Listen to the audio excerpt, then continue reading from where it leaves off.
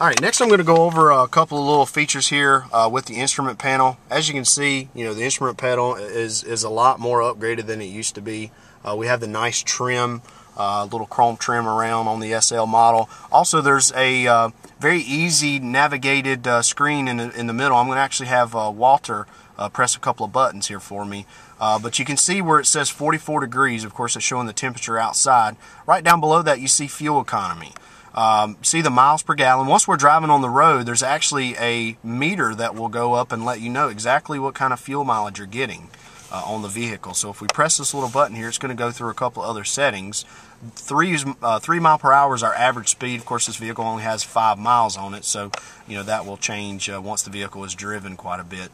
Driving distance, that has been set or reset, I guess I should say. You can set that when you're going on a trip or whatnot to know how long it, or how many miles it took you to get somewhere.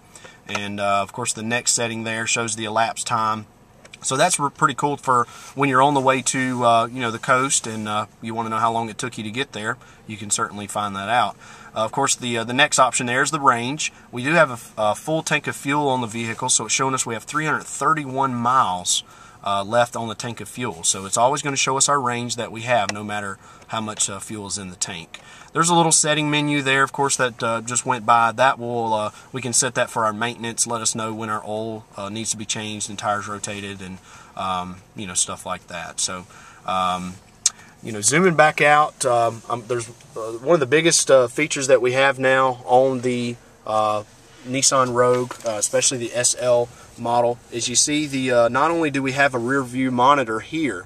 Anytime you put it in reverse, this is going to pop up, but we now have a camera button. If you'll come down this way, this little camera feature here, we can actually turn it on and off anytime we would like. So of course the camera is on there. I'm going to hit the button and we can change through the different monitors and also turn it off. So I'm going to press that camera button again. Anytime we shift the vehicle in reverse, we're going to have this rear view monitor here letting us know exactly what's going on behind us. Now you see this little display here. There are now several cameras on the car, a total of 4. There are a camera in each mirror on the left and the right side of the vehicle.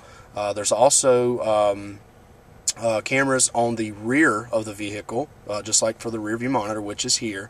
And then there's also a camera in the front of the Nissan logo, which actually shows you this way.